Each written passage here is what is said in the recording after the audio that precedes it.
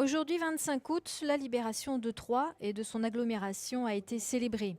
Les hommages ont été rendus aux massacrés de Buchères, aux morts de Crenay, mais la chapelle Saint-Luc a souhaité également s'inscrire dans cette commémoration. Pour la première année, la municipalité de la deuxième ville de l'agglomération a en effet voulu célébrer cet événement lourd de sens.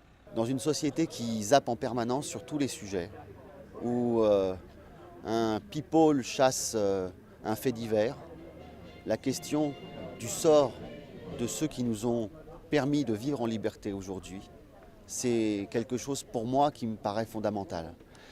Le souvenir, c'est quelque chose que les hommes, au sens générique du terme, ne doivent pas perdre. C'est ce qui nous différencie de bien des animaux. Et au XXIe siècle, nous devons nous souvenir pour pouvoir être plus forts dans notre avenir, et notamment pour les petits. Les cérémonies sont primordiales pour que l'histoire s'ancre de façon pérenne dans les esprits et les cœurs. C'est aussi aujourd'hui encore l'occasion de rencontrer certains des acteurs de cette Deuxième Guerre mondiale qui a fait découvrir l'Amérique et les Américains, les libérateurs, les alliés, aux Français opprimés.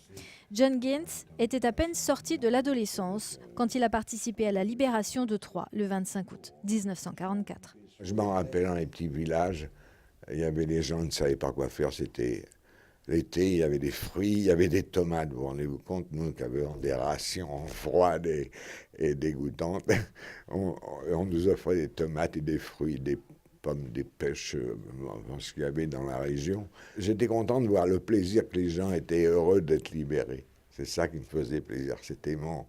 ils ne savaient pas quoi faire, même dans les foyers. Ils étaient un peu inconscients des dangers. On leur disait attention, rentrez, ça tire, ça siffle, et bah, rentrez dans votre maison ou dans votre immeuble. Mais les gens étaient tellement euphoriques de la libération qu'ils ne savaient pas quoi faire. Pour John, 83 ans aujourd'hui, les commémorations ont un sens. Lui-même est encore souvent sollicité pour raconter, pour rendre compte de ces années de guerre, des années dont il essaie de garder le bon d'un côté de sa tête en tentant d'oublier le reste.